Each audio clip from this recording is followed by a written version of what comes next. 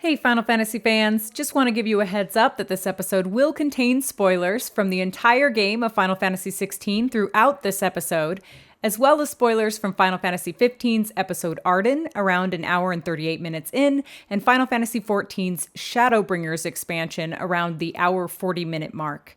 And with that in mind, welcome to the show. What was the point? Do you remember Oscar the Squire? I remember Oscar. He's freaking awesome. No, he's not awesome. He's almost awesome, and then he's not.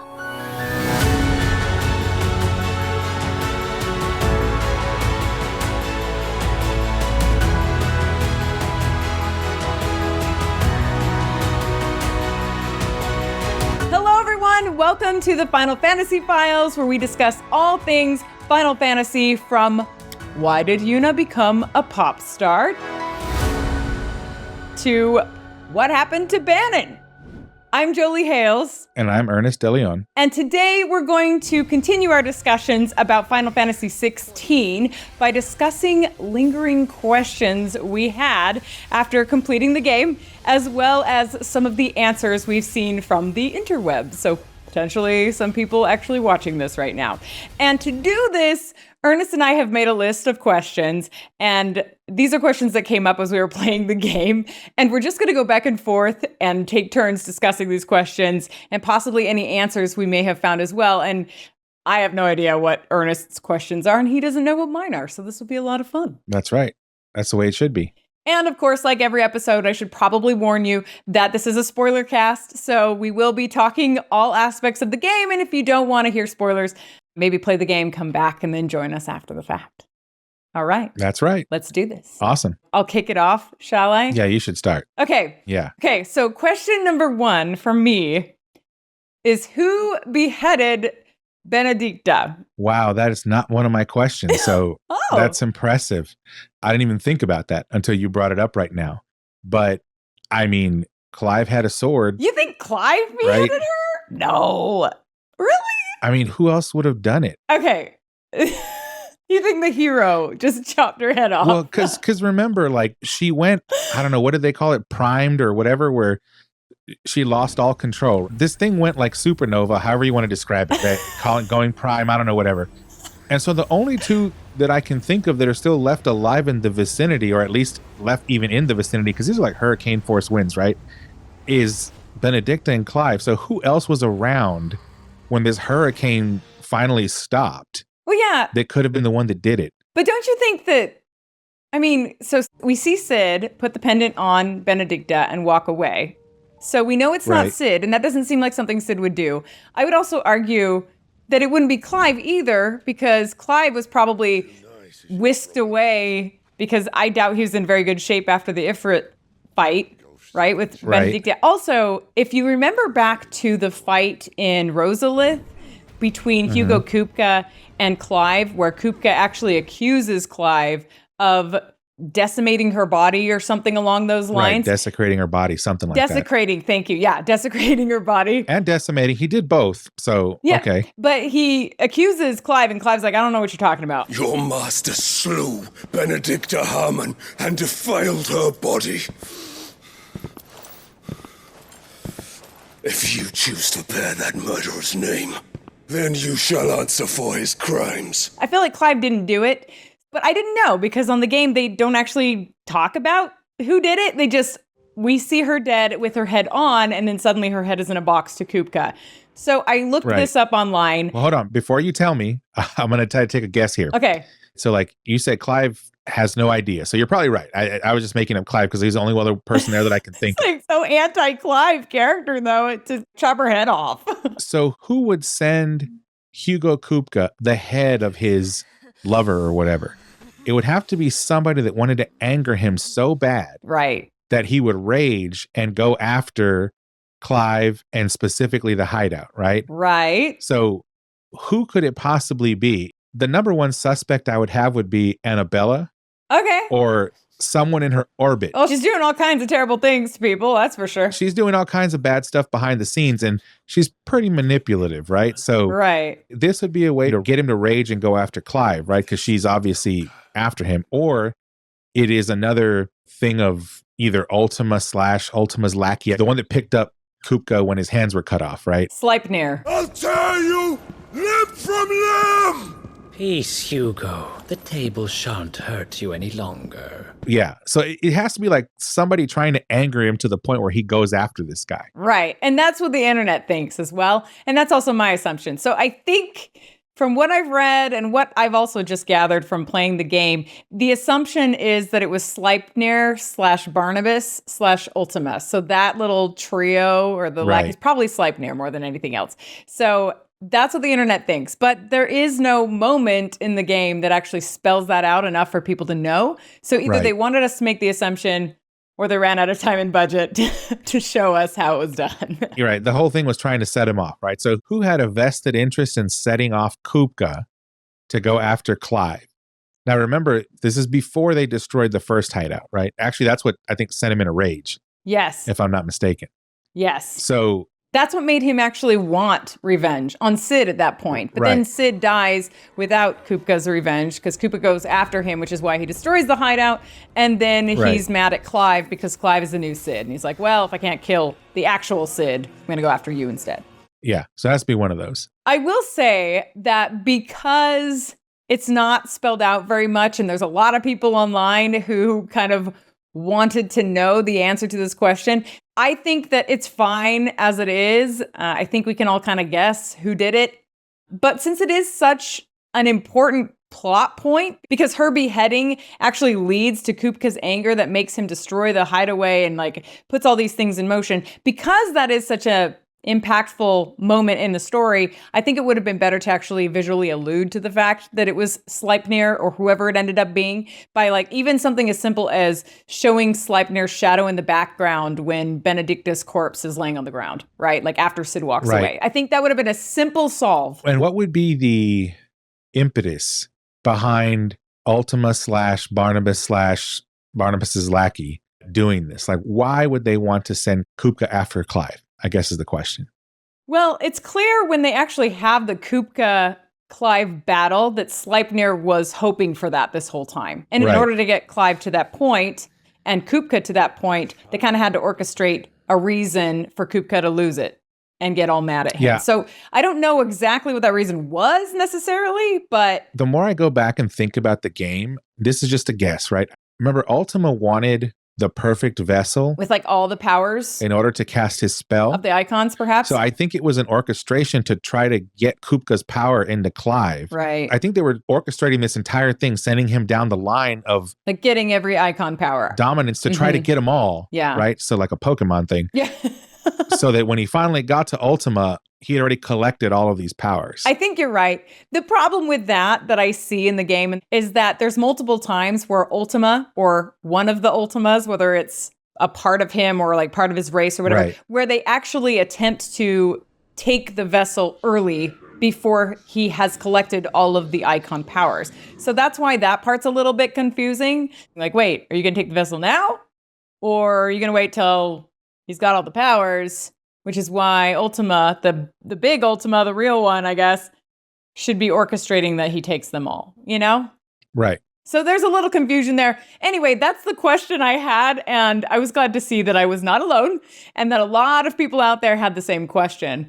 So that actually is an excellent segue into one of mine. It's how exactly was Cid's essence handed down to Clive? It's good to see you, Cid.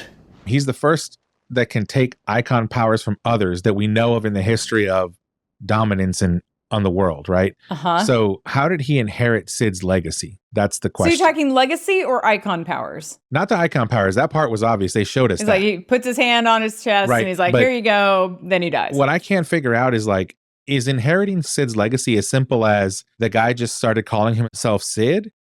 Or was there something else that like, I don't know, he inherited or he ingested or whatever that he like takes a potion and now he's Cid. Right.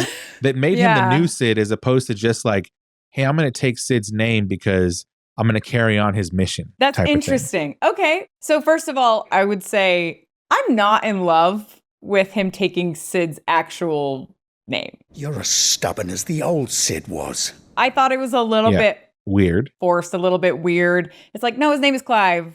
just call him Clive and he can still have the same like responsibilities. So I wasn't in love with that, but wasn't a deal breaker or anything like that. The game is still awesome. As far as him taking his legacy, my assumption from a writing perspective is that Clive, after witnessing Cid die and after making a pact that he was going to continue what Cid started, Clive decides to basically take a leadership role, goes back to the hideaway where I assume everybody was just in disarray because it had just been destroyed, right? And he takes that stance where he's like, I made a pact, let's do this, and kind of evolved into the leader of that group.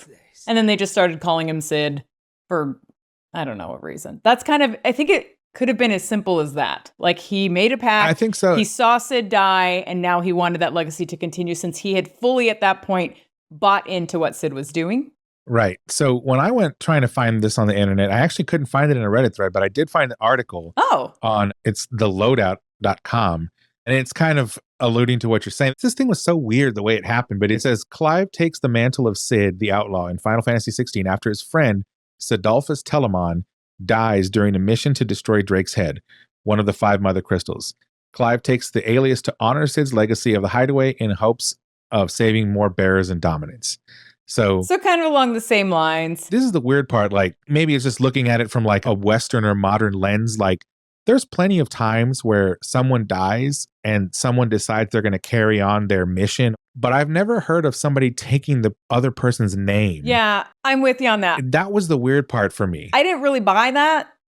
Like, and I love Cid. Maybe that's part of the reason I don't love that they took his name. It's like, no, there's one Cid, and that was the Cid, the guy that we all loved, right? I mean, there's also the running joke that like Cid is in almost every Final Fantasy. Yeah, but he only needs to be in it once. Right. It's just right. And I thought, to your point, though, it was cool because Cid's almost always associated with an airship, right? Right. Usually an airship pilot. But in this case, he was an airship pilot in such a different way because he wasn't actually a real practical pilot. He was the pilot of a mission, and then there was a new hideaway based around accomplishing that mission that was built out of an airship. So I thought that was really clever.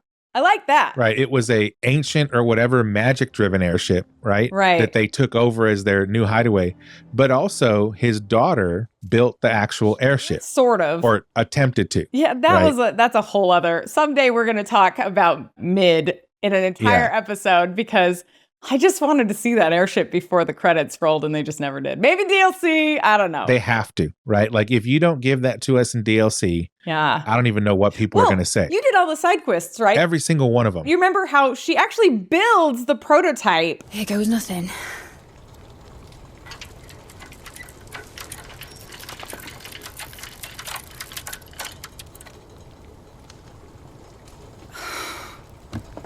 Titan's tits. It wasn't supposed to fly, was it? Of course it was supposed to fly.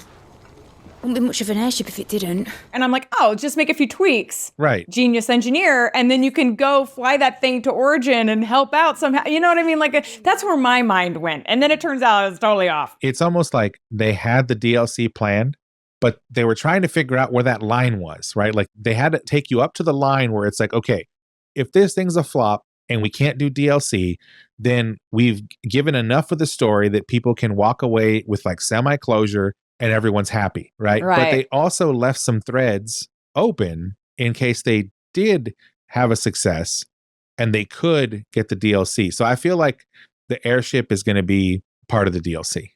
Well, we'll see, because if not, it's, I hope it is. a little bit of a letdown there. So what do you got now? Okay, so my next question is, why in the world did Joshua wait so long after the tragedy at Phoenix Gate to reveal that he was alive to Clive? Ooh, that's a good one. Why did he wait so long?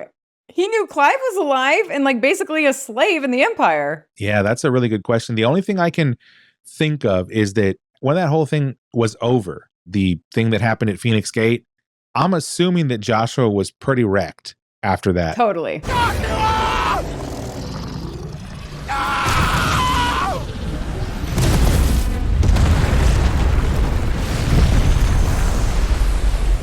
But he's also also like 8 years old or something. Right, he was a kid. He went off to heal or something and whatever. And my guess is that he figured something out, or discovered something is probably a better way to put it. And felt like the most important thing was to go figure out why all this was happening, right? Yep. Because regardless of what's going on in the world and Clive's situation, and even Jill's for that matter, because like you said, he probably knew all of this, right? If he didn't figure this thing out, it wouldn't matter what else was going right or wrong. Right. The world would end. The world would end. So he took that as like his primary mission. And that's why he disappeared and we didn't see him until he was an adult. Right. So there actually is content that supports what you're saying, because when he goes to see Dion, Dion's like, I need to take care of this other stuff within the kingdom before I can really help you with your Ultima problem. And Joshua's pretty urgent and like, we don't have time to really wait for that. You will join me in my fight. I cannot. Not yet. Your Highness, please. So, you know, there is definitely a sense of urgency there. And there is a lot of proof throughout the game that Joshua and Yote have made it this mission to do this research and figure out Ultima so that they can save the world before it's too late. But here are some of the answers that I got from the internet. Okay, somebody said Joshua probably didn't want to approach Clive until he had control of Ifrit, since it didn't go very well for him the first time. I don't buy that at all, but I thought that was a kind of a funny answer. Somebody else said the Undying forced them to stay apart. Now, the Undying was that kind of cultish following of the Phoenix. And we find out somewhere in the game that they were the ones who rescued Joshua after Phoenix Gate and nursed him back to health. So we know he's in their care at that point. And so this person thinks that the Undying wouldn't let Joshua go see Clive. Honestly, I don't buy this either, because why would they do that? Because it was dangerous, you know, because the mission was too important. I felt like the Undying were people who would tell him strongly what they wish he would and would not do, but they wouldn't actually stop him from doing something, because he's the one that they all almost worship, right? Right. And then somebody also said Joshua didn't know where Clive was. I also don't buy this one. Joshua can literally feel the presence of other icons. The ether of her icon endures. And as long as it does, we can be certain she is alive. He's going to know where his brother is, right? He's going to want to know what happened to Clive once he's nursed back to health. I mean, he just lost his father. His mother's a psychopath. The person probably most on his mind from the moment he can consciously think again is probably Clive. That's my thought. And then somebody else said he wanted to keep the part of Ultima sealed in his chest away from Clive at all cost. I think this can be feasible as to why he would avoid Clive once Ultima was sealed in his chest, but not before that point. Not when he was a child. Yeah, like not while he was a child, a teenager, not for all those years before the point that he actually seals him in his chest. So I don't buy it in that part of the game. Somebody else put, it took that long to heal from Phoenix Gate. I would also say no, because Joshua goes to the first Mother Crystal and he's in that area and he like purposefully does not interact with Clive. So he's deliberately avoiding him even though he's completely healed. So don't buy that. Somebody else wrote just because he's an a-hole. Which well, that's a rough one. I don't think that's the case, though. I don't think that. No. Because, like, there are certain characters who are a-holes in Final Fantasy, like Gladio from Final Fantasy 15, I would say, goes on that list in a lot of ways. Not always, but in a lot of ways. I think that was just stern love. I get. Yeah, he had stern love, but I thought he was just kind of all about himself, which makes him kind of a douche. No, like Anabella, absolutely. Yeah, okay. That's probably a better example, right? But not Joshua, though. So Joshua strikes me as this really loving brother all throughout the story. So there's nothing that says a-hole to me in his character. And then the final answer I got off the internet was Joshua and the Undying were so devoted to their cause, their research on Ultima and how to stop him, that they didn't want anything to detract from their focus. And that's kind of what you were alluding to. And I think that's the most feasible out of the answers I read on the interwebs, but I also think it's kind of lame if that's the reason, because wouldn't Joshua want Clive to join in their research rather than be made a slave and forced to kill for the Empire? To me, it seems like it would make sense to bring him on board. I think it depends on where they were in the research. See, I don't know when the Undying started this process, right? Like, Okay. when did they figure out that they needed to go figure out this thing about Ultima? Was it at Phoenix Gate? Was it before Phoenix Gate? Right? Because the thing is, like, I believe they had to exist before Phoenix Gate, right? Yes. Before all of this. In order to be able to help Joshua. Maybe they were already deep in this research when this thing happened. And remember, they're going like site to site and they're seeing these drawings on walls and stuff that depict Ifrit risen. And so they're trying to figure out all this stuff themselves, right? So maybe what happened was when the fight happened with Ifrit and Phoenix, perhaps either the Undying didn't realize at that point that it was Clive. And so maybe they thought he was dead. They also didn't know. They might have thought that he perished in this whole thing. Okay. Or they realized at that point that Clive could be part of the problem. And so try to isolate Joshua from him, at least while he was a little kid. Yeah, but do you really think that they would be successful in doing that once he's like a teenager? I think they would up to maybe early adulthood. So my guess is that because he was a little boy still, like 8, 9, 10, Thank you, Joshua. they could control him pretty well, right? Because he's a little kid and they saved him. But you're right. At a certain point, he would become more self-aware and kind of figure all this stuff out. And my guess is that someone had a talking with him probably around 15, 16 and said, hey, by the way, we think your brother's still alive. We think he's actually Ifrit. We think he's part of the problem because there's these drawings of him on the walls of these temples, these ancient temples. We don't know what's going on, but it's probably not a good idea that you all interact with each other for a while until we figure this out. Interesting. And if Joshua's already old enough to reason and understand, he'd probably say, okay, I get it, right? Let me go figure this thing out, and then we'll have our family reunion or whatever it is. Okay. I think that that's probably the most feasible argument, but I still think it's not strong enough to account for why he didn't interact with Clive like at the first Mother Crystal, right? When he's there. Oh, why he hid from him? Yeah, like why isn't he interacting? Because at that point, he's got the mystery solved, and now he's going to go pursue Dion to try and help get rid of Ultima. Just try and get to my brother now. I don't think he had it fully solved. I think he had a good enough portion of it solved. So think about it this way. When that happened and their paths crossed, obviously Joshua could have at any point interacted with him. It was his choice not to. Right, which I think is totally not feasible. Like, that's my argument, is like, why? There's no reason. There had to be a reason. That's you giving the writers credit, right? See, I'm not giving them as much credit as you are because I think the writers are very, very good. But I'm going to be honest. My opinion about the real reason why Joshua stayed away from Clive was because the writers just wanted that big reunion scene to play out as it did. Oh, that's possible too. And they hoped that we would just buy into the fact that they're not interacting. Now, they probably wrote some reason in there that's kind of tentative to understand. But to me, that scene, that reunion scene between Joshua and Clive is an awesome scene. It's one of the best scenes in the game. Joshua! Clive!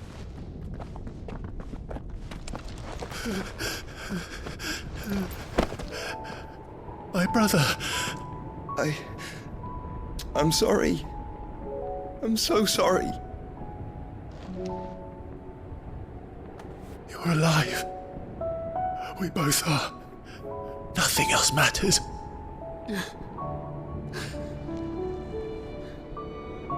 I never dared hope that I would see this day.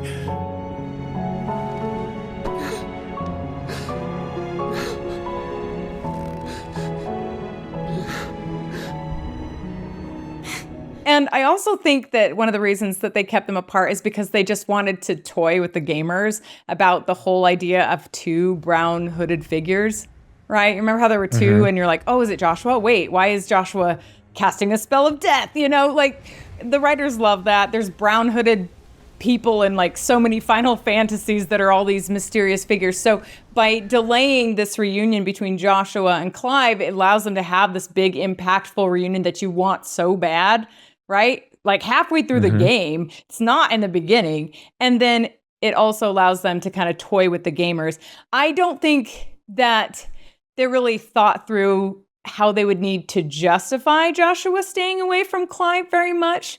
I just think their focus was to make those two things happen. But in my personal opinion, I do think they should have fleshed out what would have kept Joshua away from Clive, given that he was as devoted to Clive as he seemed to be to his mission. It just felt weird that they wouldn't talk. Let me drop a 10 or 15-second conspiracy theory in here. Oh, no. You know what would explain this? What? Episode Ardyn, episode Ignis, episode Gladius, episode DLC. Okay, that's actually a good idea for DLC, is what happened between Phoenix Gate and this point. Okay, I think that would be a good piece of DLC content. I feel like, so you got to remember, right? Every single gaming company, all of them, regardless of who they are, there's kind of like two halves to the brain. There's the creative folks who are doing all the game development, the story development, all that. Right. And then there's the practical, pragmatic money people. The bean counters in the suits, right? Who are like, how do we make money off this thing? Right. So my guess is that like the creative side of the house knew they had a home run on their hands at a certain point. Yeah. And they're like, oh yeah, we're getting the DLC. So they started saying, not only are we going to deliver the bomb on this one, when the DLC comes out, it's going to be unbelievable. Now, I'm setting everyone up for a massive deflation here, I know that, but that was like my conspiracy theory on this whole thing. We get the DLC and it's like some side character that no one's ever heard of. The Tonberries come back. Oh, please no. That will not be fun DLC. No. So anyway, that was my second question. What's yours, Ernest? That's a great one. I'm glad you had that one.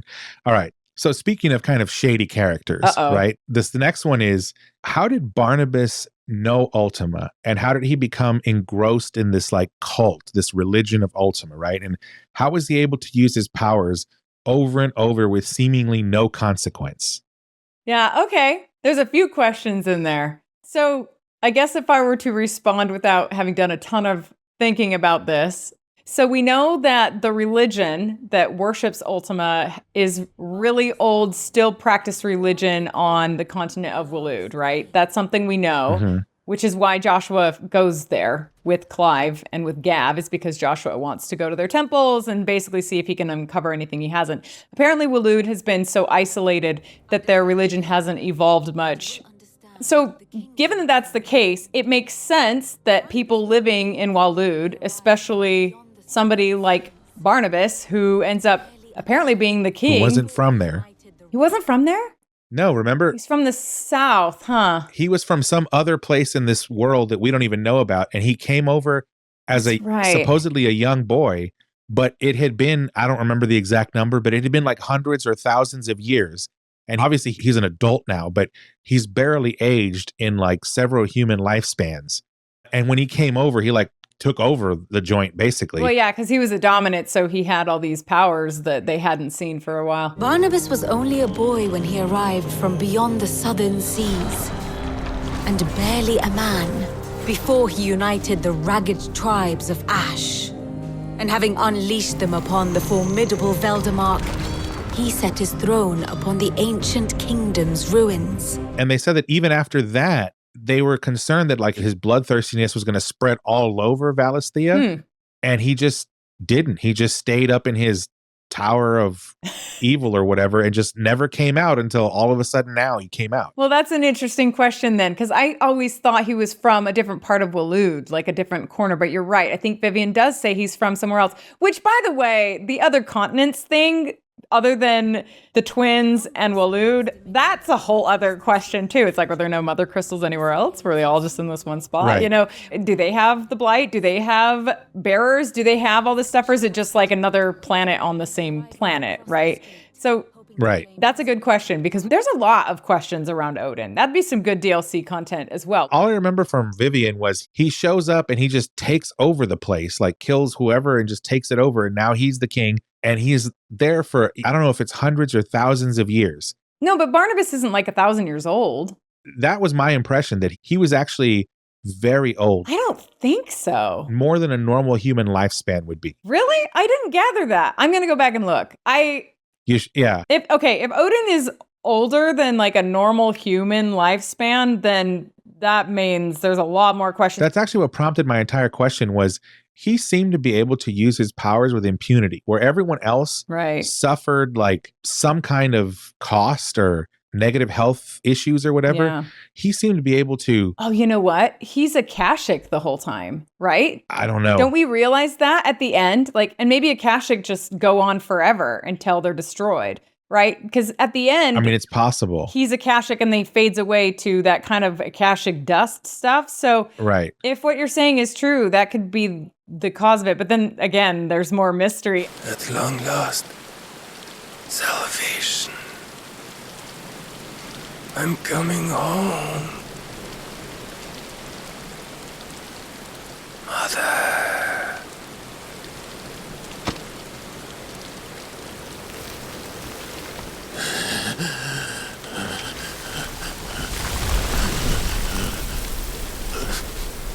I guess I didn't have these questions because I just took it at face value that Odin worships Ultima. He has probably an interesting backstory, but it's not relevant enough for me to care too much. But now that you're saying these things, now I'm really curious. Yeah, because remember, whenever he speaks about this stuff, he's like super into this cult, right? Like he's like trying to convince everybody to join this cult and just turn themselves over. And he keeps telling Clive stuff like, if you just let this happen, you will be the most powerful entity on the planet, and just like giving him all this stuff, which is, what exactly what a cult would say. You must embrace the truth, Mythos. Accept your place with the Lord. But the thing that caught my attention was that he was using these powers like all the time whenever we saw him, and not like little ones. Like he was transitioning back and forth between his icon and back with zero impact to his health or his stamina or anything. Well, the first time he faces Clive, who's been like undefeated up until this point, he slices him to almost death, but purposefully leaves him alive with no problems at all. And it's like, oh, that was kind of a letdown. Clive, you suck.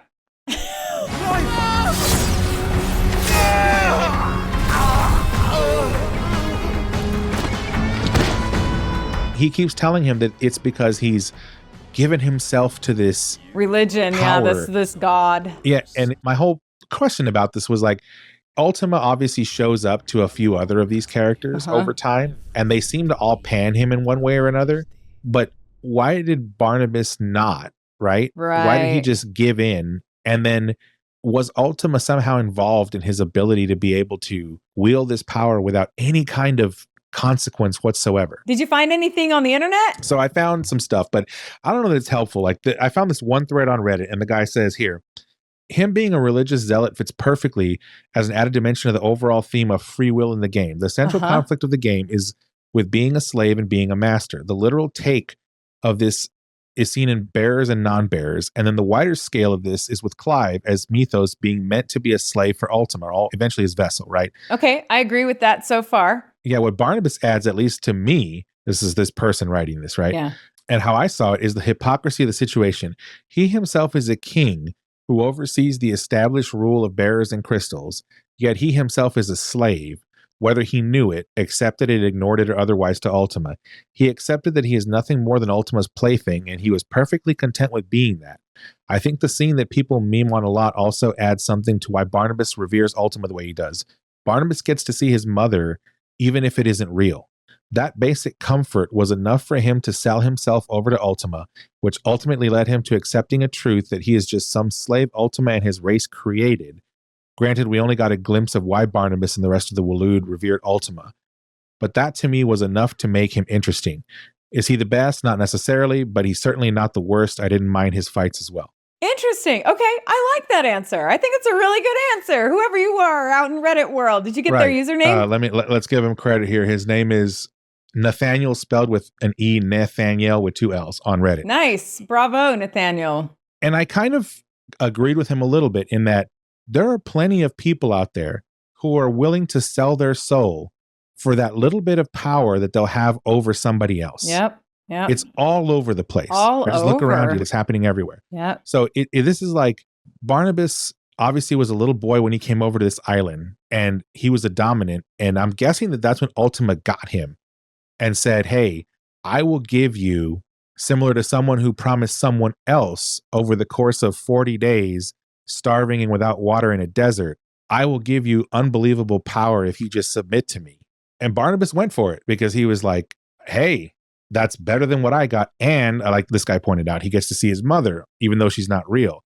So it's almost like Ultima's using the memory and like this false version of his mother to control Barnabas, which brings an entire other aspect of like a mama's boy and just it makes you wonder so much, especially with that weird naked scene where it starts out as Benedikta, who then evolves into naked Kupka, who then evolves into Ultima, who I guess is naked. I don't know if he wears clothes, if his little shell thing is clothing. And then it goes into his mother, and it's like, what is happening? There was all kinds of weird stuff. And then they never answered that question. You're right. They never talk about like why he's got this mama issue. And that's what I wanted to understand. Like, when did he make this decision that he was going to take Ultima's religion or whatever you want to call it? And then how did he end up in the position where he was just like using this without any kind of consequence? Like, did Ultima give him something? Or perhaps it was like Ultima showed him something like, hey, if you just do this when you're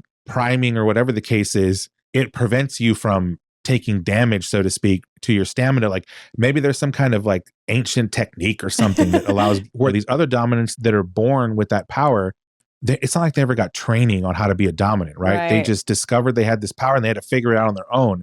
Ultima obviously created it, so he could tell Barnabas, yeah, here's how you're able to use the power without any kind of negative effect.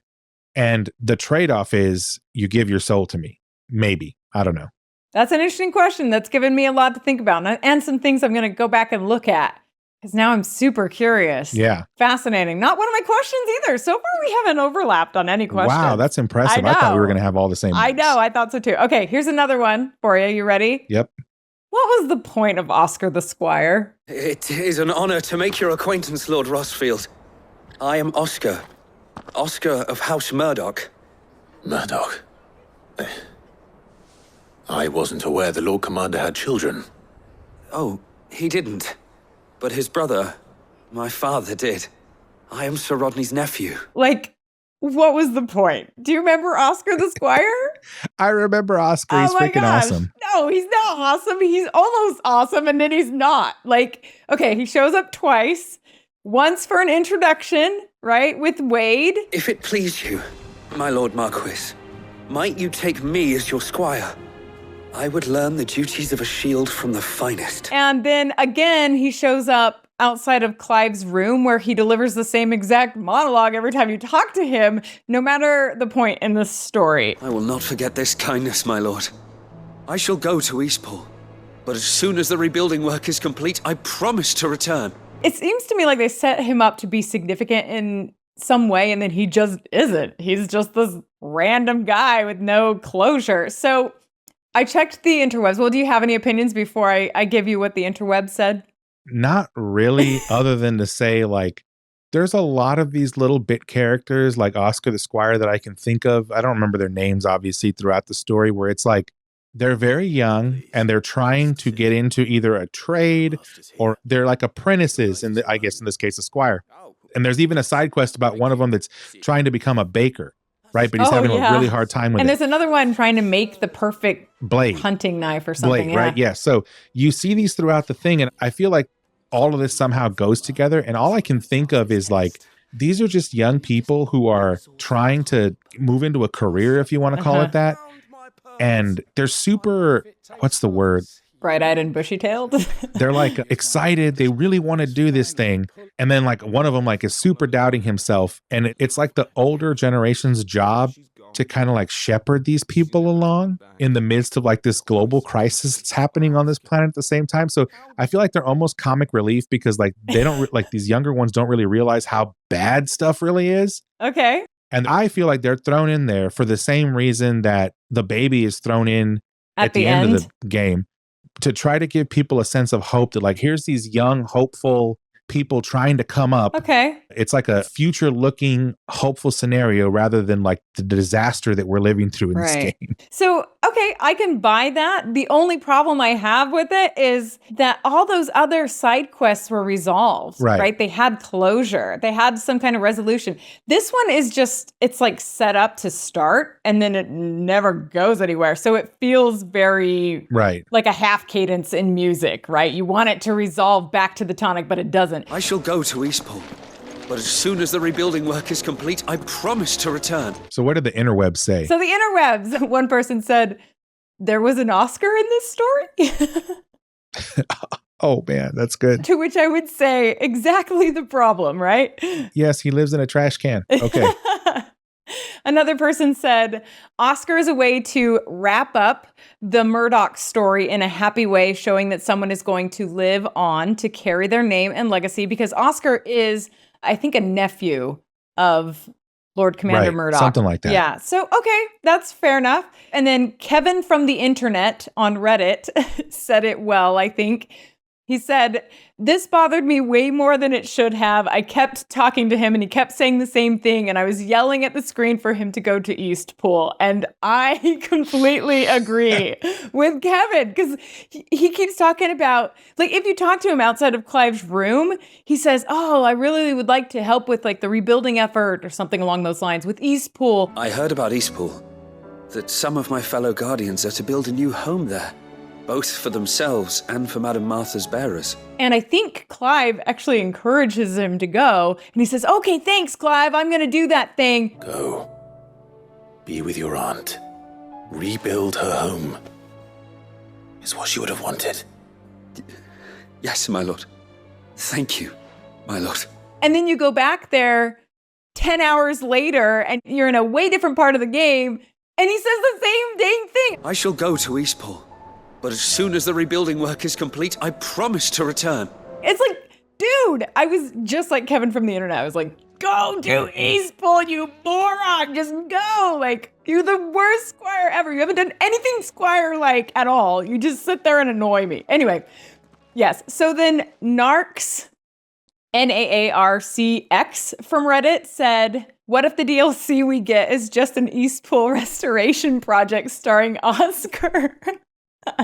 Wow, it would be like the Final Fantasy XVI version of Power Washing Simulator.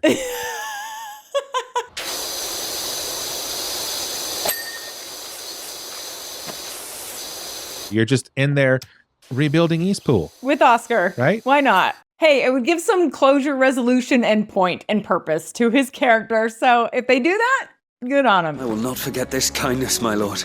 I shall go to Eastpool. So my opinion about this Oscar character here. So I think, honestly, I think that there must have been more originally planned for Oscar, but it ended up on the chopping block due to either time or budget. I really think this is a case of that. Yeah. He is such like an ellipses, like a ... of a character as it stands the way he is. Even after he's told to go clean up Eastpool, we never see him do it, which I don't think would have been that difficult, you know, even with like a little NPC in the background, because we go to Eastpool at other points of the game, right? Several other times, Yeah, so if he was intended to provide closure on the Murdoch story, as somebody suggested, I don't think that was successful because he's set up to play a role, but then he never actually fulfills that intent. I agree. And if the developers had to cut the rest of his story, I think they should have just cut out all of Oscar completely. He's such a question mark that I think leaving him in, I don't know, maybe the voice actor would have been sad or something. Like, I just feel like he was... Yeah, I think it's exactly what you're saying, that they meant to do some more with him and then they couldn't. And maybe, because look, I've worked in software development all my life in some way, form, or fashion, even though I work on a different side of the house. But I'm going to guess that it was very difficult to retroactively go back and take him out of some of these larger scenes. But he's only in 2 scenes. I know. He's an NPC. You could just pop him out of there. That's easy. I mean, maybe, right? I don't know. I'm not a game developer, so I'm going to give him the benefit of the doubt on that one. But you're good at that. I'm just going to say the same thing I said for the previous one, DLC.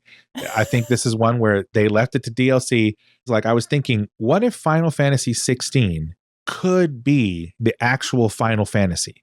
Meaning, they just keep building on this world, keep releasing DLC. There's like this new genre of game where they release it and they just keep updating it over and over and changing things. And like the game is still there, but it's not an MMO per se. So like, in other words, this story would just go on forever and they would just keep adding new content to it.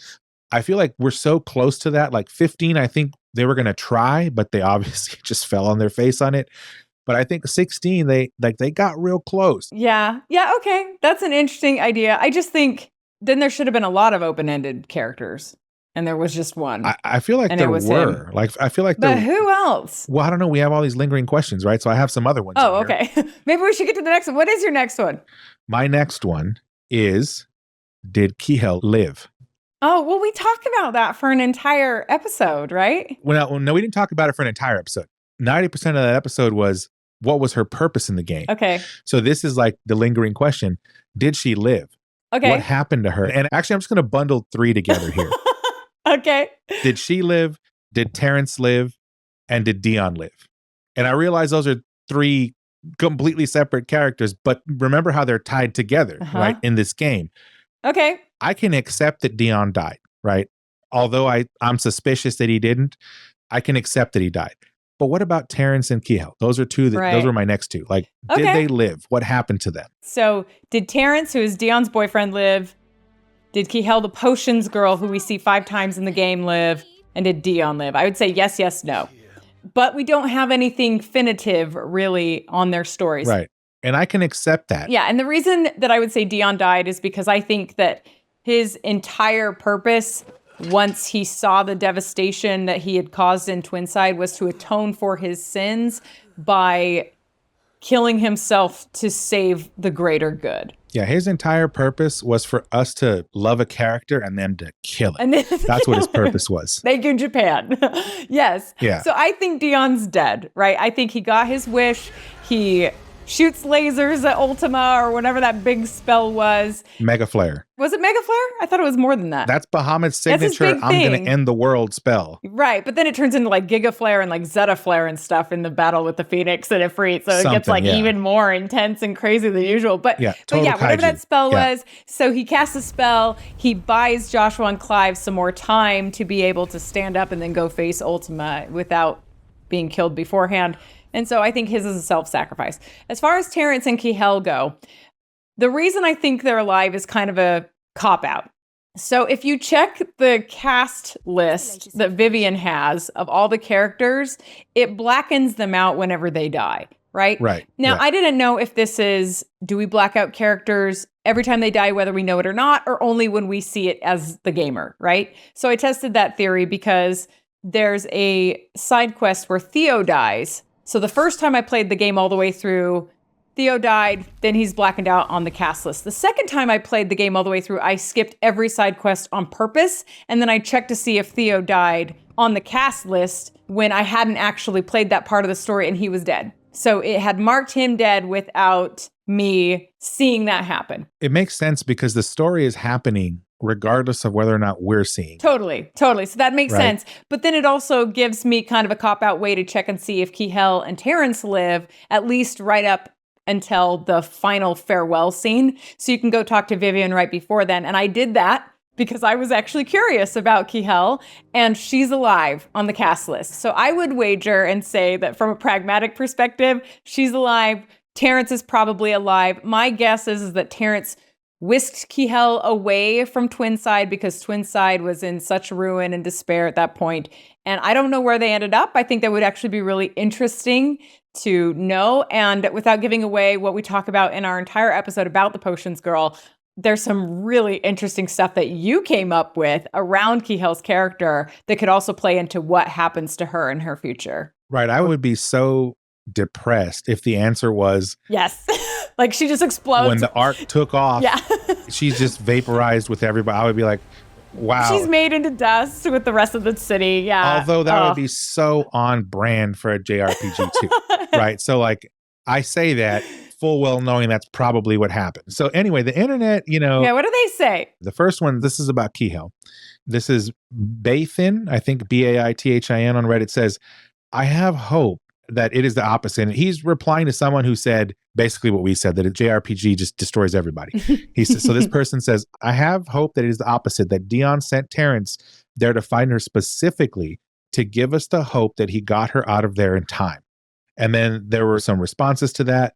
I hope this is the case. My only consolation about Dion's probable death was that at least Terence and the girl could survive. The thought that maybe they actually died and Dion would blame himself again is so upsetting. So that kind of implies that he survived, like Dion survived, and he's going to find out that he lost his boyfriend as well as this little girl he was trying to save, which sounds terrible. And then his like subnote is here, I don't know why they made it so hard to have even a sliver of hope or happiness in this game.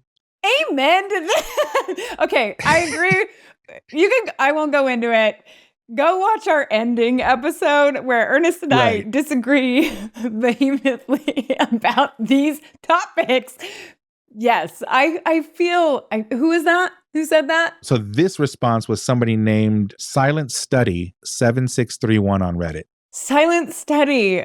I have so much empathy for your position on that. And every time I play Final Fantasy, I'm like, oh, maybe this is the game where I'm going to be happy in the end, and then it isn't, and I just want to punch everybody. Right. So that's did Kihel live, right? And every single one of them was around the same thing, saying like they all hope she lived, but it's a JRPG. So then Terence, right? So some of the comments. So Pancho Hobo said, Pancho Hobo, that's his name on Reddit. The names on Reddit are the best. They're so awesome, right? They're the best. It says, nah, Terence was sent by Dion to set up their new home with their newly adopted medic girl. That's so awesome. He thinks that Dion survives, gets back with Terence, and then they raise this potion. Right. So apparently he sends Terence to save this girl and adopt her. And then Terence does the interior design, I'm guessing, for their new home so that when Dion gets back, they can just have their happy family. I actually like this idea. That's a great idea. And it says, I'd agree, but so this is Tickle Fart on Reddit. These people's names are crazy. I'm telling you. It says, I agree, but did you all see how J-Dog greeted Mid? I'm afraid he has his eyes on another. Wait, J-Dog. Josh. Oh, Joshua. J-Dog greeted. Okay. Yeah, because the original thread says the real reason that Dion sent Terence away, and it has a picture of Josh hugging Dion. Okay, I love the gay community. Stop making all the characters in Final Fantasy gay. Ignis is straight. He's my Ignis. Don't make him gay. Joshua is straight. You got Dion. He's like the coolest guy in the whole game. Just be happy with that. It says here, Dion is funny AF. When Mid tried to hug him, he had his hands out with an awkward expression. Yeah, he was super awkwarded out. I don't think that's because he was gay, though. And then the next one says, I will not stand for this slander. Terence and their daughter is waiting for Dion, right? So okay. That's kind of sad. But that's like a reasonable hope. Yeah, so there's like so much in here. But basically everybody was saying the same thing. That Tickle farts. I can't even read these things. But they're all kind of have the same idea, which is that Terence and Kihel survive and that they go off and have their life. Half of them said that Dion eventually rejoined him. The other half were like, no, he's dead. I don't know where to fall on that one. And then let me get the third and the last one for Dion. I think it says here, hundreds of balls. Okay. So that's his Reddit name. Says, yeah, but no way he is dead. And then Edgemus responds, it does feel like the writers intended for him to die, and it's a fitting closure for his arc, but it was left just open enough that he could be brought back if there's enough fan demand. I'm a fan demanding it. Okay, who's that? Who said that one? Edgemus. Edgemus, I agree with you. That's a good comment. And then this other guy called the Cimmerian says, I ask not for acceptance, only forgiveness, proceeds to laser the S out of God. Total baller. I ask not for acceptance, only forgiveness!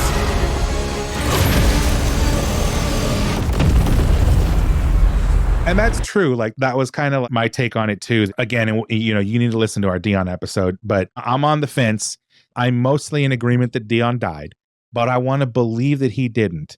Yeah. But what a way to go out if you did, right? Like you can't have a better ending than that. But I'm hoping that all three of them lived and they lived happily ever after. They had their little family. That would be super sweet. But this is a JRPG. So we're meant to suffer.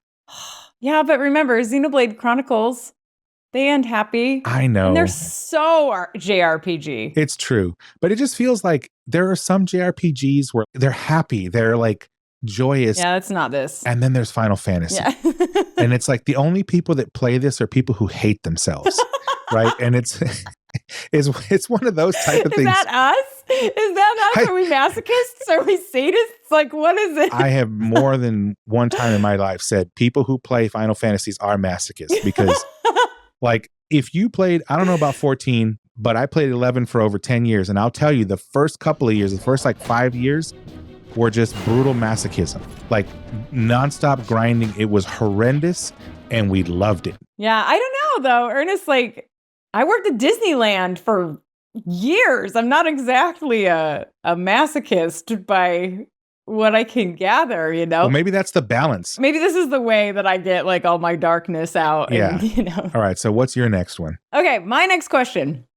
Why was no one in the party afraid that Torgal would turn Akashic at the first crystal, Drake's head? It's ether. Then we better make this quick. At this point in the game, we don't know about Torgal being some like fancy frost wolf who can turn into some magical creature and destroy everyone. Like we don't know that, right? We don't know he's Fenrir. Yeah, we don't know he's Fenrir. That's basically it. So even though we don't know that, later after the fact, when we find out about Torgal, it makes sense. Okay, that's obviously why he's not turned Akashic when he goes through all these ether floods, right? But that doesn't explain why Cid, Clive, and Jill weren't like, maybe we shouldn't bring Torgal with us into the crystal ether flood. Breathe deep of the blessing, my friends. Who said being a dominant doesn't have its benefits? They never explained that. So I remember when we went into the ether flood at the first crystal, I was actually really concerned for Torgal because we knew that dominants are more resistant to ether floods, but they said nothing about Torgal. In fact, they alluded to the fact that animals and beasts of all kinds are susceptible to ether floods, some more than others. There's some bits in there about chocobos being slightly more resistant because I think they wanted to explain why you could ride your chocobo through an ether flood and not have it change into an Akashic chocobo. Did you know that chocobos are far more resilient to the effects of ether than most other beasts? But we know that chocobos also turn Akashic because we fight them in the game, right? Yeah, I think you just found an inconsistency where the writers knew ahead of time that he was Fenrir, and they just didn't realize where in the timeline this scene dropped. Yeah. That's one theory. My other theory is that they were already in too deep, like when the ether flood thing, and they couldn't back out. Like no matter what, he was going to have to go through it. I don't know. I don't remember the scene itself. I think he could have just turned around, to be honest. My guess is it's literally just that the writers, like they knew, but they didn't think about the order of events. That's exactly what I think it was. But it was so concerning to me in my first playthrough of the game that I was on the internet trying to find the answer, like, because I was worried that there was going to be a scene where suddenly Torgal dies or something or turns Akashic because nobody thought to be concerned for his safety once they went to the ether flood. And I can't, like, you can't handle, like, okay, you can't kill babies and kids and you can't kill dogs. Like, right. That is too much. They already kill way too many people in Final Fantasies as it is. They kill the heroes, which I also don't think they should kill as many heroes as they do, but that's, you know, neither here nor there. So I was actually worried that they were going to kill the dog. Yeah, so this did not concern me at all. This is the first time I've even thought about it. But I think the reason it didn't concern me at all, and I told you this, the minute I saw Torgal all grown up, you knew he was Fenrir. I knew he was Fenrir. I didn't make that connection. I think in the back of my mind, I knew he was Fenrir from that point, and it just never crossed my mind that, you know, hey, Fenrir will be fine in this. And of course, they didn't reveal it till later. But I just like the minute I saw his face and how big he was, I was like, oh, this is Fenrir. This has to be Fenrir. How did you connect the dots with Fenrir? Because I know that Fenrir was a summon in Final Fantasy IX. He's a dog, a hound who... And in 11. Oh, he's in 11 too. Okay, he's also, he's a mount, and I think also something that you fight in 14, but I have not fought him that I can remember. So it might be some... It was a combination of the size of him, like compared to a regular dog, like he was massive. Big. And then his coloring. Yeah. His coloring was like Fenrir, right? So when I saw, like, had he been a black dog, it never would have occurred to me. or a Right. brown dog. But when I saw his coloring and he looked like a wolf and he was huge, I was like, oh, that's Fenrir. That makes total sense. So here's what the internet tells me. Somebody said the game states that many animals are not affected by ether, the same as humans, citing birds don't ever turn Akashic. I don't remember them saying birds never turn Akashic, but maybe that explains why you see birds flying around everywhere. Right. If anybody knows where that point in the game is, please tell me, because I could not find it. Unless they were talking about chocobos. Well, is it because they can fly above the ether flood? So they, I don't know. yeah, who knows? And pretty much every other animal, any beast turns Akashic. We fight all Right. of them in Akashic forms. Didn't we fight an Akashic Moorball too? Yes, right before Drake's breath. So even that toxic waste dump turned Akashic. So like, what hope does a bird have?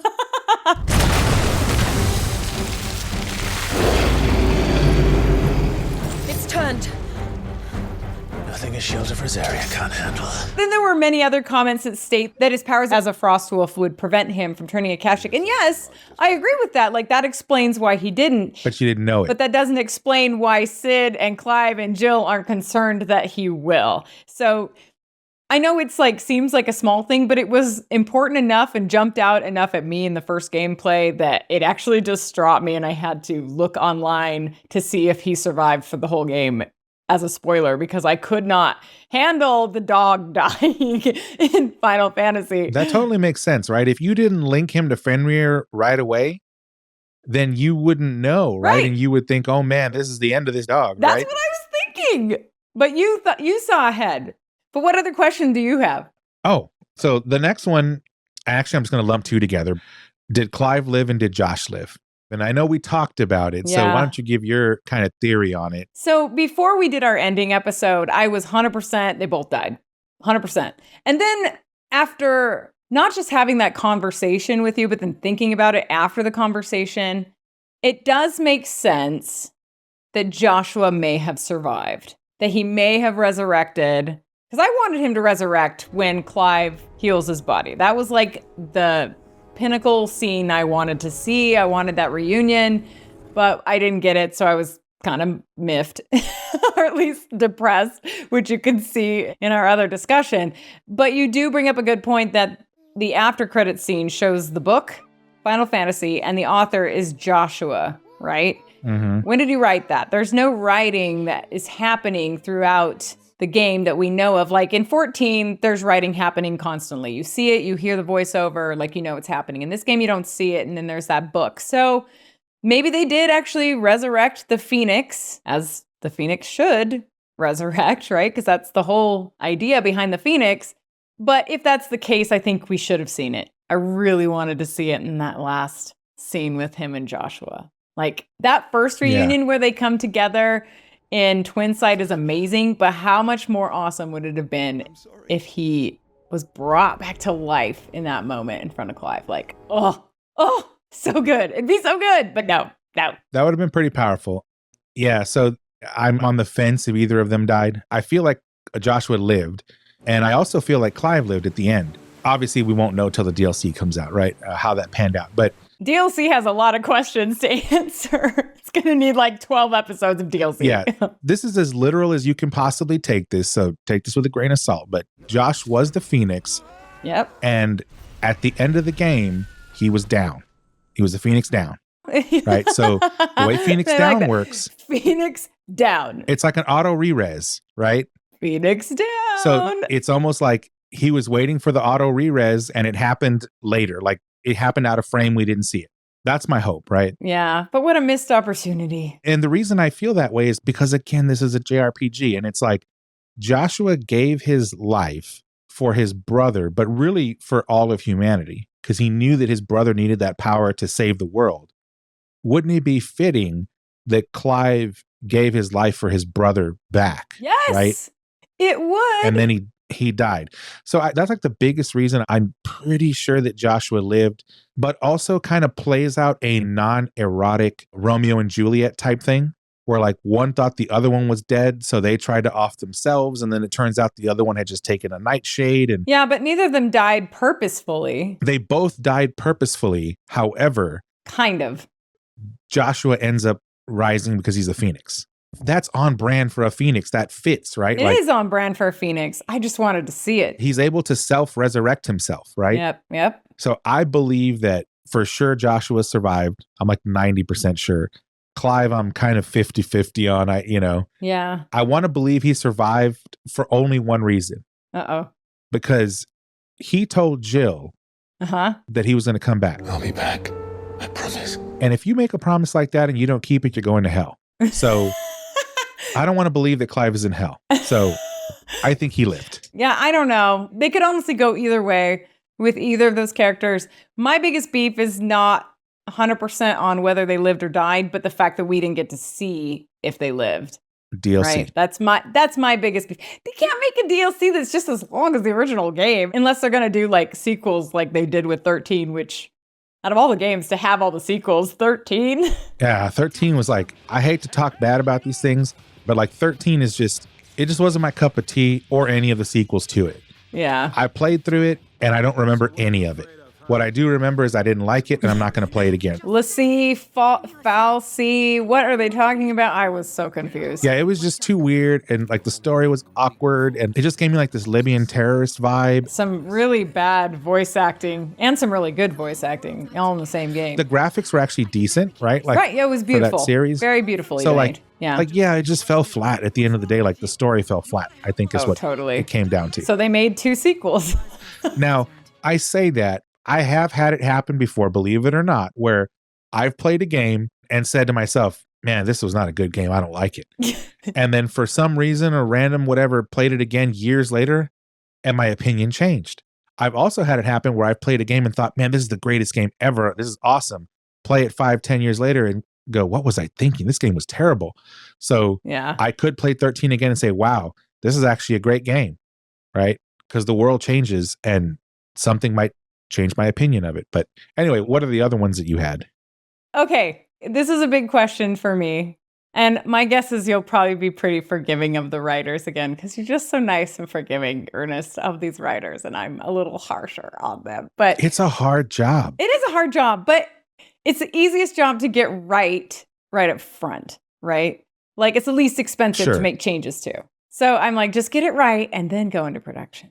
Don't go into production until you got the script right. But how many poorly written movies and TV series and everything have we seen? It seems like a lot. The number of people who get it right is not the majority. I totally agree with that. And the writers, to their credit, I need to give the writers credit. They got a lot of stuff right in 16, like lots and lots of things. A lot. There was better writing in this game than any Final Fantasy I think I've played up to this point by quite a bit. I think 6 was better. Yeah, I mean, to me, it was like, if I'm confused, then there's something wrong with the writing. And in 13, I was confused the entire time I was playing the game, even while I was researching things on the internet, because Reddit was also confused. So everybody's confused, that's a fail. Yeah, see, I always take the opposite approach. If I walk out of something confused, I'm like, what the hell did I miss? Oh, I think that too. But then when I realize I didn't miss anything, then it's bad writing, right? Because I'm totally vulnerable to missing something. That's for sure. I'm the person who has to click on Tome's little guides as I'm going through cutscenes to make sure that I'm getting everybody straight and like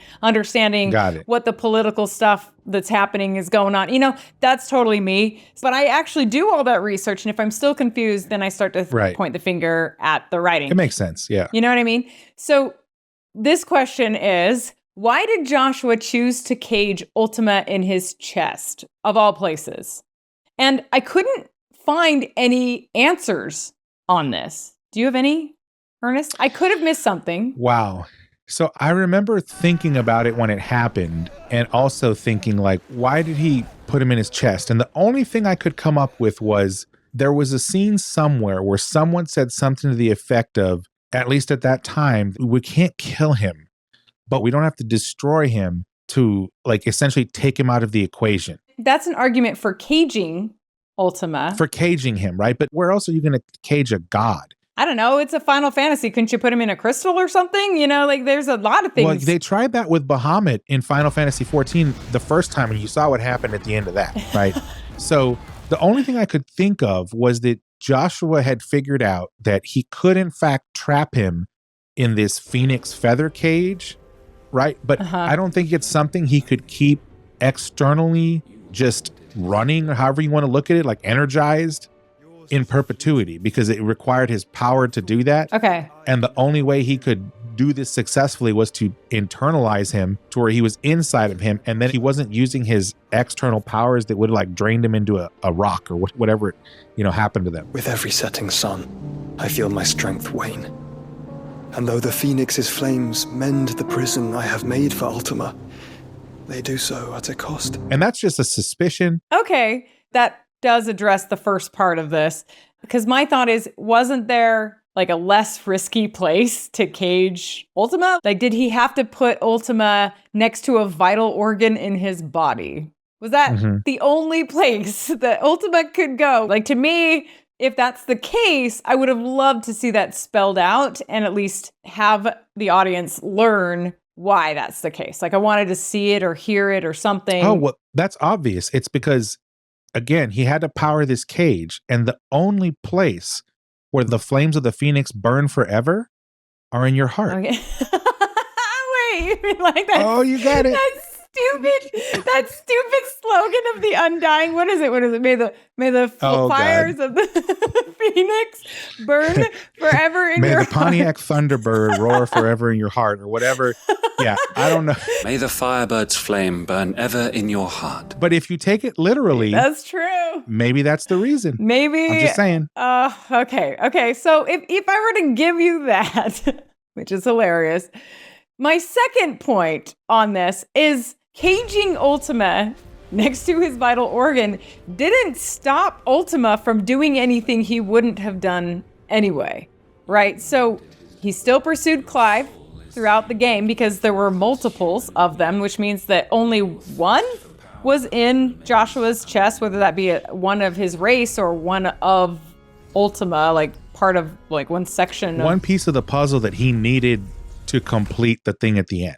True. At least that. Yeah, but he doesn't prevent him because even when Ultima at the end needs that piece, he just breaks free and he goes to Ultima. It didn't help at all. Oh yeah, because at that point Joshua had been weakened to the point where Ultima was able to bust out of the cage. Maybe, but to me, I just saw it as like, this is not the wisest place to put Ultima, for one. And then by the end of the game, I just thought, did this help at all? You just died.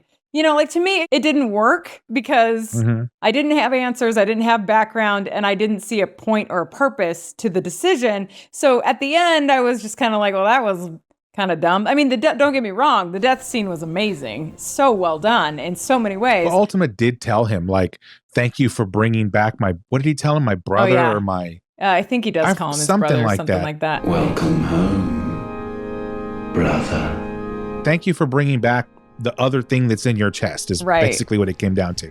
And then he took it back. But again, at that point, Joshua was so weak. Because remember, up until that, like right before that scene happened, for, I don't know, like maybe a scene or two, Joshua was telling Clive, I can't hold him much longer. So then why did Joshua go with Clive and Dion then? If he knew he was did he know he's bringing that final piece of Ultima to Ultima? Like if Joshua would have stayed behind, would he have actually prevented Ultima from being made whole? No, so I think that's part of the problem is in order for Clive to win, it had to be Ifrit risen. So it had to be Joshua and Clive, the combined powers. And I think Joshua had already figured that out.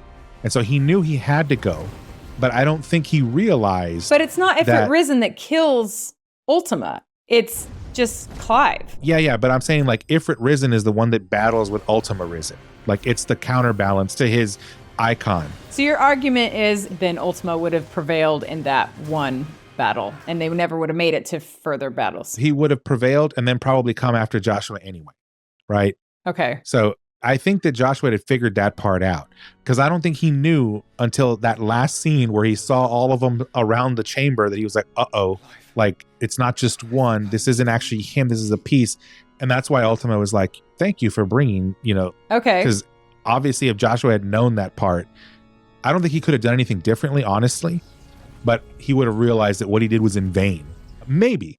There's also the other side of it that maybe caging a piece of him allowed them to have enough time to prepare for this final thing rather than Ultima being able to like assemble all of his little pieces ahead of time, right? Who knows? Maybe, but we never see him assemble pieces beforehand anyway. They all kind of get together at the end. We see it at the end.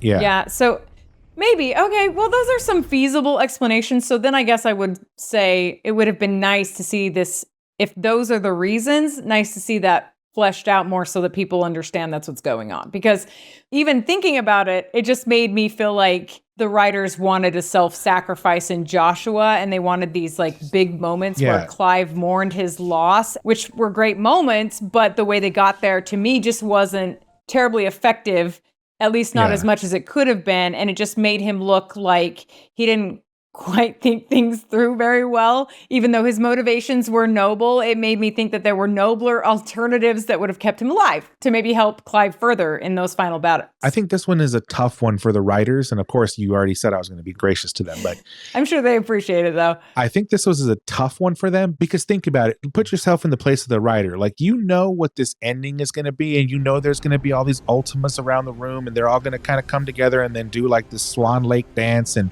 you know, all this other stuff, right? So, which was really cool, by the way, that dancing part. I thought that was awesome. Yeah, so you know all this stuff is going to happen, right? So how do you write this part of the story without giving away what's going to happen in the end? Like, how do you set it up? It's possible. I'm sure it's possible, but I'm just like wondering, how do you do it? One simple way that they could have done something about the hole next to the vital organ in his chest is to put something in Yote and Joshua's conversation when they're resting on the side of the road, where they talk about, you know, you know, why it's there. They don't talk about it. Isn't there a phrase for that though? Like when you tell something like in dialogue rather than show it, or it's exposition. I don't know, but it's usually frowned upon. I'm clearly not a screenwriter, so you know, don't fault me here.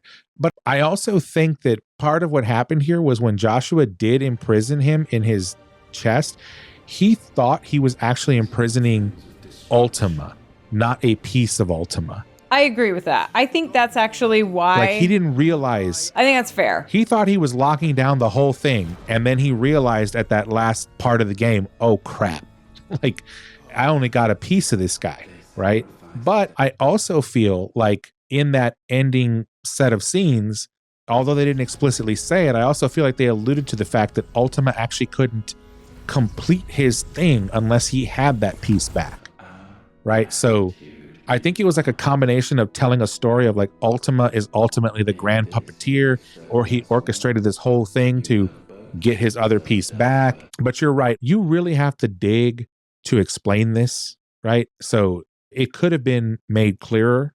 I guess I figured that's exactly how he was going to die. He was going to suck it right out of his chest. I didn't know for sure up until that end point. I didn't think that. Just playing all these stupid JRPGs like all the time, especially the Final Fantasies. It's like, look, I know where this is going. You think you know me? I guess my final point before we go into your next question is I don't love on-the-nose dialogue either. I like dialogue where there's a lot of good subtext and they're not actually just saying what they feel flat on the nose, right?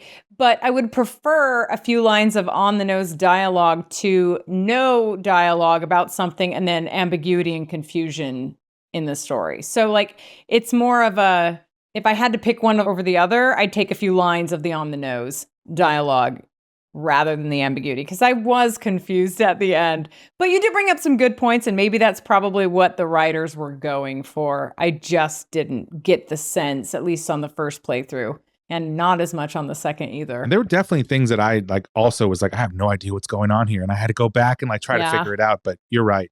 So the last one I have, it's a bit of a combination question, and I could not find a Reddit thread for this at all. So this is entirely our opinions. Oh. So it's, what happened to everyone in the hideaway after the ending? What happened like a week out from an ending, a month out, a year, 5, 10 years, 50 years? Like, obviously we get that credit scene that looks like it's, I don't know, 1,000 years in the future. A long time later, yeah. A long time to where all this stuff is fantasy, Legend. right? Or myth. Mm-hmm. But what immediately happened in the aftermath of this thing? And I guess like from that point forward up until, let's say, the current cast of characters basically died, right? Like, what happened? Obviously, once they die, then this thing turns into myth. But I'm curious as to like what happened to them. We saw the farewell scene, and then we saw Clive on a beach, and then that was it. Yep. And you're left with an impression of what you think is going to happen. But then you have this credit scene, and you're like, oh, that's a little bit different than what I thought. But it also sort of aligns with it. So what are your thoughts? Like, what do you think happened like in the immediate aftermath? And then just say until like who was the youngest one of that group? Mid, probably. The baby that was born. Or the baby that was born, yeah. So until that thing died. Okay, that thing.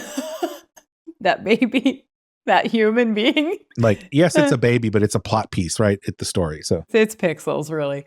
So and it looked like an alien. Yeah, not as bad as little baby Joshua did. Not as bad as little baby Joshua. He That's looked true. like an alien more. Aren't you the most beautiful thing? He is, isn't he? So, okay, before I go into what I think probably would have happened, I will preface this by saying this was my biggest problem with the ending. And you can go back and you can see me expound on this in our other discussion. But my problem is that at the end of the game, not only do they kill off the heroes, at least we think they did, or we're not really sure, which I have issues with, and I wanted some heroes to live, right? The biggest problem I have beyond that is that we don't get to see the fruits of their labor. We don't get to see resolution in what happens after the fact. We don't get to see the world being rebuilt and reborn and, you know, the politics settling down and people figuring out how to live peaceful, meaningful lives after Clive and Joshua and Dion sacrifice, because that, to me, makes their sacrifice worth it. So if you're going to let those characters die at the end or allude to the fact that they may have died, I want to see that resolution, which is exactly the question that you're asking. I had the same question. I was like, what happened? So the best I can think of in my own mind is I assume that the characters that we've been with spend their time rebuilding this world. And it's all about that at this point. So, you know, at first it was just a little rebuild East Pool effort. So you're saying that Oscar finally gets his day. Oscar gets his DLC. Right. So we get to see the world being rebuilt, probably even by Oscar. And maybe that's what they cut. Maybe he was meant to have like something in the end. I think it was a huge mistake not to show any of that. But yeah, I imagine Jill alludes to the fact that she wants to go to other continents and spend time. I imagine she probably helps with some efforts, but then takes time with Torgal to go travel and just find peace in her life, right? That's what I would assume. You could say Joshua resurrects and writes the book, or maybe he doesn't. I don't know. I think everybody in the hideaway probably expands their reach to outside the hideaway to be the entire continent of the twins, maybe even allude to rebuild. Gav probably has a big hand in that. Otto probably has a big hand in that. Maybe Karen opens a shop, you know, like that kind of stuff. And then I would think that it's revealed that the baby was born not as a bearer, because it's assumed when we meet Etta, the pregnant woman, that that baby is a bearer because she's the only one who seems to be protected from turning Akashic, which makes us think, oh, she's got resistance, which could be from the baby, right? But then maybe because Clive's sacrifice happens and the crystal maybe was destroyed before the baby comes out of the womb or something, maybe that baby isn't a bearer. Maybe there's no more magic on the earth, right? So everybody's building things with their hands. So you could go into specifications as to how each character helps with that rebuilding effort, but I would say Jill probably goes on a mission of peace and self-serenity. Everybody else rebuilds until everything becomes legend and we see that cute little scene at the end of the credits that to me just wasn't enough payoff for this entire 80-hour journey that I just went on. Yeah, exactly. But, you know, again, I don't want to, I feel bad being so negative on it, but the ending was my biggest problem with the game. That said, still an incredibly amazing game, and I had a great time. And I appreciate so many aspects of it. So I don't want to leave it on a, ew, I hate this because the ending sucked. The ending did kind of suck to me, but that doesn't mean that the game is bad. No game is perfect. Yeah, I feel like they had a choice when they got to the end of it, right? We can either assume that this thing is probably going to flop. So we kind of give it a hard ending. And then if it succeeds, we're trapped. We can't do anything with it. Or we give it an ending that like leaves some open questions so that a portion of the user base is happy. But like whether or not main characters survive, that's pretty open. Well, I think everyone in the hideaway survives. I think that's a given. Yeah. Right. But you're right. But like some of those main characters that, you know, yeah. Like that's a little too much to leave open. I feel like a lot of this that we're pointing out here is due to two things. one of them you've mentioned many times is they had this grand plan, but they didn't have the budget and the time to pull it off. I think that's part of it, because I think that happens often in many things. I think it's possible. But I think the second thing is that they didn't know what the outcome of this thing was going to be based on like what happened with 15 and some other things. And so they tried to toe that line where they could still make DLC or maybe a 16.2 or something, however you want to look at it, because they left enough ambiguity or open-endedness. But if it did flop, there was enough there to like close the story if you just made your own assumptions. And I know that that's like kind of not a cop-out, but that's like a poor way to end a game. But I think that's really what it came down to, is like there was hope on many levels. They ran out of time, they ran out of budget, and they didn't know how it was going to perform. But even if it performs subpar, wouldn't it make sense to give closure and close it off? Because to me, DLC should only enhance what the full story is. It shouldn't add story points, because then it's not DLC. It's, oh, we didn't. I think that's true. And part of me thinks I'm giving a little bit too much credit in some areas, because one of the biggest complaints I've had over the last maybe decade of gaming, not even related to Final Fantasy, is just a lot of these developers are being strong-armed by the publishers to release games that aren't actually finished yet. Well, that's what happened with 15 in spades. And so DLC is not what we would traditionally think of as DLC. DLC is what should have been there initially, but wasn't because the publisher forced them to do all this. And so I feel like with JRPGs, it's a little bit different. And with Square Enix is a little bit different, because they will take years and years and years to make a game. So I don't feel like they were rushed, but I think it was one of those things where like there is a hard stop. There is a certain point where like the suits are going to tell you, hey, you got to cut it right here. Whatever you got, that's what we're shipping, right? Mm-hmm. So tie it up as best you can and get it out the door. But it was obviously somebody's decision to kill Clive and Joshua and Dion, or at least supposedly. Yeah. Like that was a deliberate decision. And I think like if you're anticipating that your cutoff for budget and timing is this line, right, that's coming up, or a long time in the future, then you need to prioritize things like the ending to do that up front and first, right? And then cut back on like the side quests. It's like Oscar, you know? So maybe Oscar was a victim of that. But to me, there's no excuse for chopping one of the most important things, which is resolution and payoff for the person who's dedicated, 80 hours to actually seeing how the story ends. So while I agree with you, I just don't think they intended to put that in, which I'm not happy about, right? Like that's what makes me sad and bummed out. It's hard for me to say, because I feel like in these type of games, they do the ending first. Yeah, usually, right? And then they go back to the beginning. But you remember that 15 kind of had the same situation, right? Where like... But 15 tried to be open world, and they weren't ready for open world, and it ended up being such a time suck, right? So that makes sense. I feel like this is what happened, that like there was a lot more story before the ending that got cut that would have explained a lot more about where the ending finally got to. That's fair. Like maybe they had to strip out anything that wasn't deemed essential, and maybe even some things that were deemed essential. Right. But I just think that one of the most essential things is that... But they didn't cut Oscar. Conclusion, so, but they didn't cut Oscar. Whoever voice acted Oscar is going to be so pissed at this episode. No, he knows. He's probably laughing with the rest of us. Like, oh my gosh, I'm Oscar. Yeah, he's like, yeah, man, I got like 2 scenes. Hell, Oscar the Grouch got a better career than I did. But no, I agree. I feel like they did definitely cut some stuff that even if it wasn't necessary, it was clarifying. It was a direct contribution to understanding. Mm-hmm. That got cut.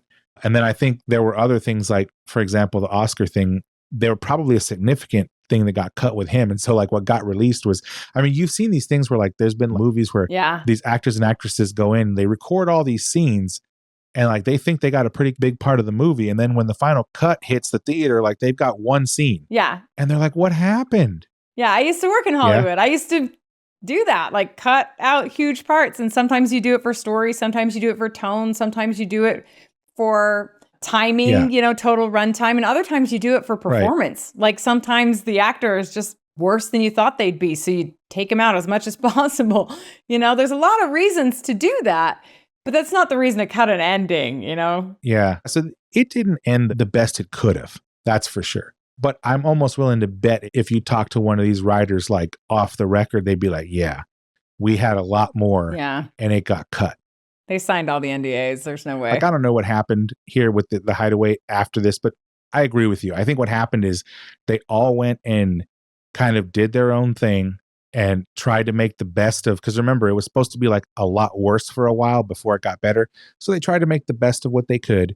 And then eventually they died. The next generation took over. And then fast forward, I don't know, 1,000 years, you get the credit scene. Everybody's happy, but they're living like they're in the Stone Age. And that's it. Perhaps the whole point of this game was to tell people to move back to a much simpler life. Possibly. I think there's an argument that could be made for that. I will not forget this kindness, my lord. I shall go to his... So another quick question. There's a side quest called Silver Linings where Clive ventures to Rosaria to track down a silver chocobo feather. Do you remember that? Right. Yep, sure do. And my question was, why doesn't he just whistle and take a chocobo feather from Ambrosia? She's a chocobo that's silver. Like, that's a good point. You know, and when I looked... She's white, isn't she? She's silver. She's considered a silver chocobo, just like the other ones. She's the same color. So I did some research. A lot of people had the same question. And the conclusion that I think I agree with is that the developers just didn't really think about the order in which people would be completing the side quests. And it was probably just a mistake in sloppy writing or something, you know? So yeah, makes sense. And that's a small thing that you don't want to fault anybody for. My other questions are, I'll just read the questions really quick since I know we got to go. We've had a good discussion here. Jill and others make references to other continents. So my question was, did those other continents have blight or bears and magic, or were they just like natural, normal continents since they didn't have mother crystals, right? Because the only mother crystals that existed were the ones that we took care of. So that was a question I had. I also have questions about the broken statue of Ifrit that's found in the interdimensional rift. This is one that might be worth going into. So I didn't know, was that like the original body of Ultima or something? Because he does say something about like casting off his body. So does his spirit or his soul look like the ugly dude with 4 arms? And he really is supposed to look like Ifrit? Like, same question with the Ifrit statues all around the Nexus, right? Like, I didn't know what was going on there. And I thought that the publication Dual Shockers actually had the most interesting answer in their article entitled, Who is Ifrit? By Joshua Leeds. He says, near the end of the game, Clive and Joshua come across a creature that looks like Ifrit but is long dead and turning to ash. So that's the one I'm talking about. Ultima, in his most powerful form, is also a figure resembling Ifrit and reveals that Ifrit is the true form of Ultima and those like him. As Clive was Mythos, or a new perfect vessel for Ultima, he was given the ability to take a form much like that of Ultima's true form to steal other icons' powers to prepare the form for Ultima. That makes sense to me, but I would also say at the same time, like, that didn't make sense to me in the game, so I would have loved more around that. And then this article went on to say, well, Ifrit is the icon of fire. That is primarily due to his connection with the Phoenix.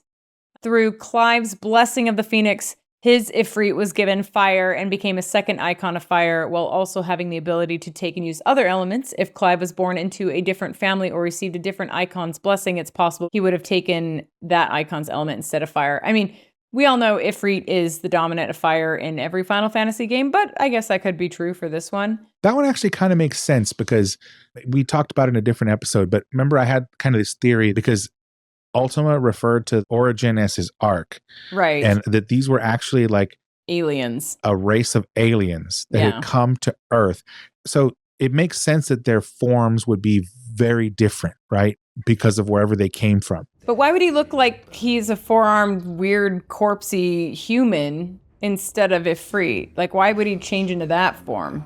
Yeah, so I don't know why he would change into that form or whatever. The only thing I can think of is there is a precedent in like a lot of historical religious things where they talk about these gods and goddesses, especially in ancient Greek and Roman mythology, taking the form of humans, right, to interact with them because either they don't want to scare the humans because they have such a drastically different form, or they want to gain the trust of them. So they take the human form because they're a god, they can do that. And that's how they choose to interact with humans rather than show up in their natural god state. So it kind of makes sense. But then did Ultima just do a really crappy job? Because he does not look like a human. He just looks like a weird four-armed, creepy corpse. Like, you know what I mean? Like, well, I'm certain that's not what it started as. That's what he ended up. I don't know. It's just one of these things where like it makes sense that the version that he shows up as is humanoid as opposed to being like a kaiju. Okay. It would make sense if he's trying to interact with humans. But you're right, like having 4 arms, that's kind of weird. Yeah, I thought that explanation of Ifrit opened my eyes a little bit, but I do have to say I agree with this comment from Bu Kojiro on Reddit. Bu Kojiro, Awesome I names. guess. Yeah. Yeah. Yeah. This person said, I'm more wondering why that was left up to the viewer interpretation since they went and directly explained so many other things. Like that would have been a pretty important detail to throw into the exposition dump, I think.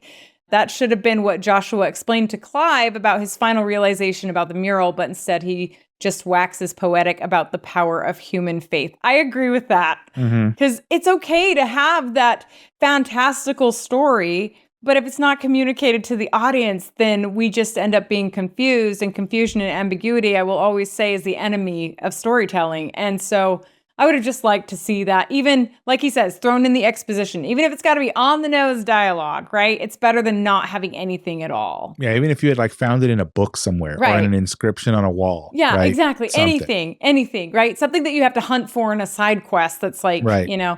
DLC. Yeah, or one of the many DLCs. And then my other questions were around what's with the multiple Ultimas? Is that like different brothers, like literal other beings of the same race, or are those like clones of Ultima, or are those parts of Ultima? And the basic consensus online tends to be around the popular theory of hive mind you're probably familiar with in science fiction, right? Which means like a unified consciousness. And not just science fiction, a very specific part of science fiction known as the Borg. Really? See, I don't know. Like, what is the Borg? They're a hive mind. That's why you see the green light behind me. Yeah. The Borg Collective. So is that a Star Trek thing? Yeah, it's like the historical enemy of the Federation is this hive mind that goes around assimilating other races to become a perfect race. Yeah, well then I'm talking to the expert here. You're familiar with this life form? Yes. My people encountered them a century ago. They destroyed our cities, scattered my people throughout the galaxy. They're called the Borg. Protect yourself, Captain, or they'll destroy you. So that's kind of the idea that they're thinking about this multiple pieces of Ultimas, that it's like a hive mind kind of thing. The only aspect of Final Fantasy that I can think of that mirrors that idea is there is a race called the Nath of Beastmen that also have kind of a hive mind idea in Final Fantasy XIV. I still feel like it's a race of aliens that have come because you've convinced me of the alien thing. I'm on board. When he refers to the thing as his ark and the fact that they tried this and he calls them his brothers and sisters, to me, it indicates there are multiple. Now, keep in mind, the Borg is not one person. The Borg is a race of all different species that are connected together in one hive mind. Okay, that's the same as the Nath, except they're the same species. But yeah, they're separate individuals. And there's a queen, right? So that makes sense. Like it could easily be that this is a race of aliens that are in fact a hive mind. And then Ultima, like the Ultima is the queen kind of? Ultimate is like their queen or their king or whatever of the hive, right? Okay. Because somebody ultimately has to make decisions, right? That could make sense. But again, I don't know about that part of it. The only thing is his speaking, using terms like arc and the fact that this happened on another planet and then they came over here, which means they're a spacefaring civilization, right? Yeah. So in Star Trek, there's plenty of episodes where alien species do some like what we would consider terrible things. And then we find out it's because they're the last remnants of their species that's about to go extinct. Oh, and they're desperate. And they're desperate, right? And not that that makes it right, but that's just what's happening. And so this is why you remember episode Ardyn for 15, right? Mm-hmm. This would be the ultimate, pardon the pun, the ultimate DLC here is to find out that in fact, Ultima and his brothers and sisters are in fact the last remnants of an alien species that is all but extinct. And this is their last chance at survival to not go extinct as a species. And Clive squashes them like a bug. Like that would be the ultimate. That would be worthwhile. DLC right there. I'm really excited to see what comes out. Because that's kind of like what happened with Ardyn. Yes. Right? Like this whole time you're like, oh, who's this, arrogant, just evil dude? And then you find out, oh, wow, this guy got screwed. Like, yes, you feel bad for him, and like, you should never feel bad for a villain.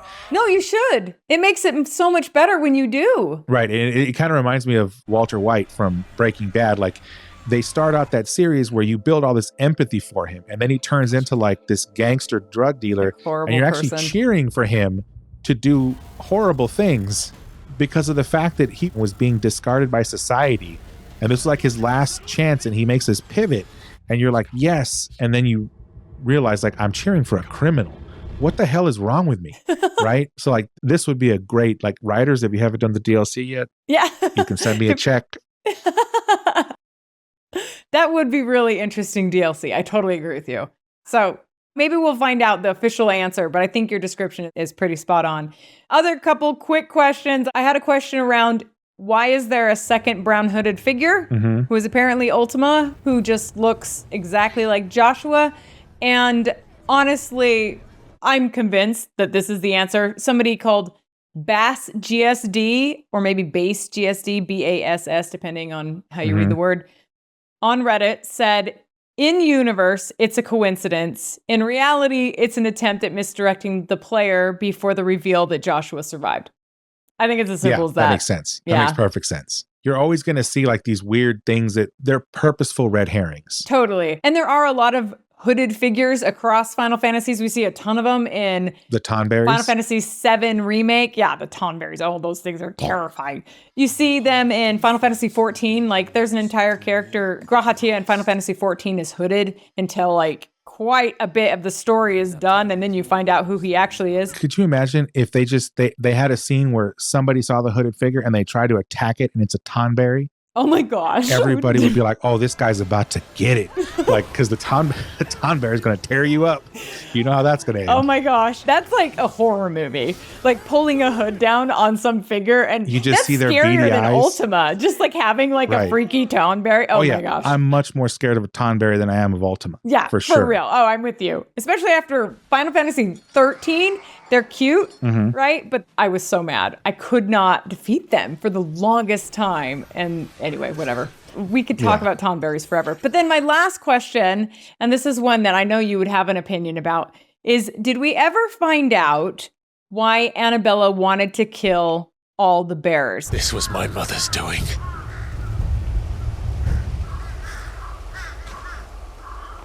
But why? Why would anyone... I don't know. I never truly understood her. But this... Oh, Clive.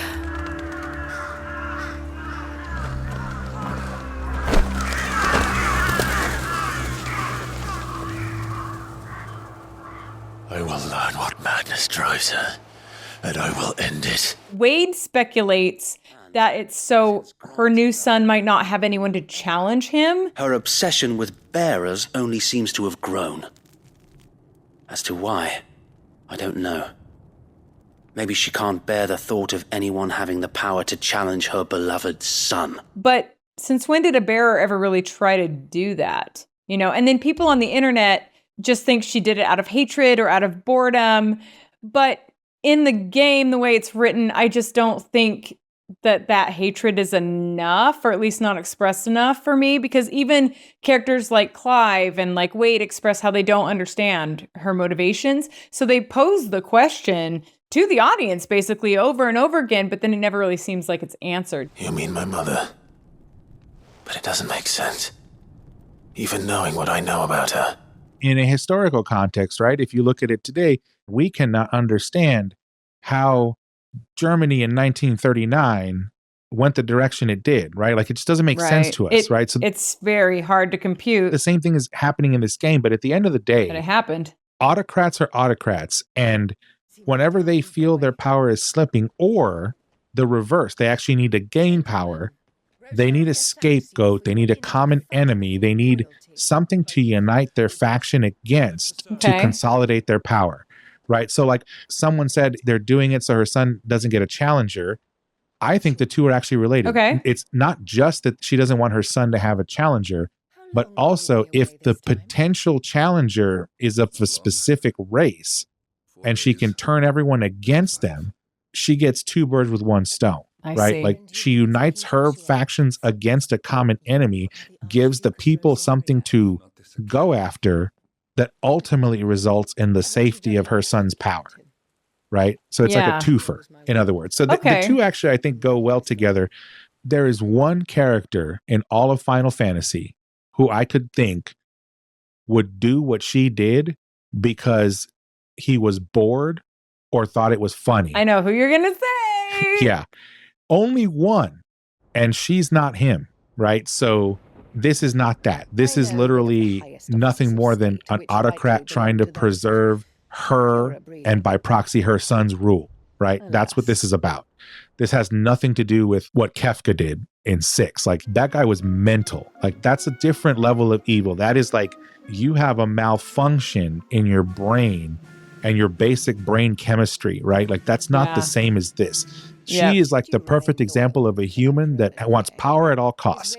Kefka is the example of somebody who is mentally ill, doing things that an evil person would do because of that illness that they have. It's not about power. It's about insanity. There's the difference there. I tend to like agree with your ideas and your conclusions and your theories.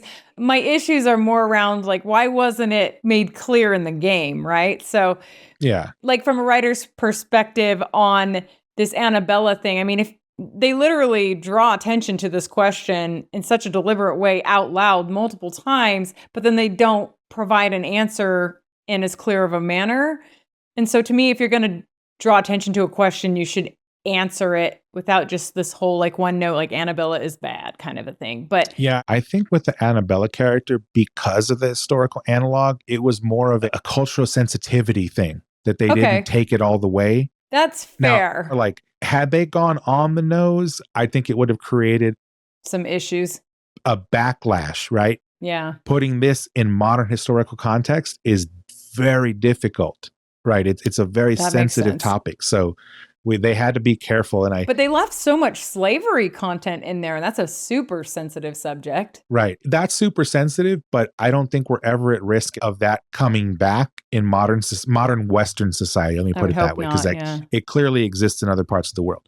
However, we're seeing anti-Semitism in modern Western society on the rise again. I don't understand it. After we thought it had been done away with at the end of World War II. So the clues are right in front of you if you want to see them, of who the most modern historical analog is of this character. And that's a sensitive topic, especially today. Okay, I can understand that. That's pretty much all the main questions we didn't overlap for a single at all question. Like they were all. I'm shocked. I thought for sure we'd have at least like half of them overlapping. Yeah, I see this happen all the time because I see YouTubers do this stuff all the time where it's like you pick your top 10 and I pick my top 10 and we're not going to tell each other.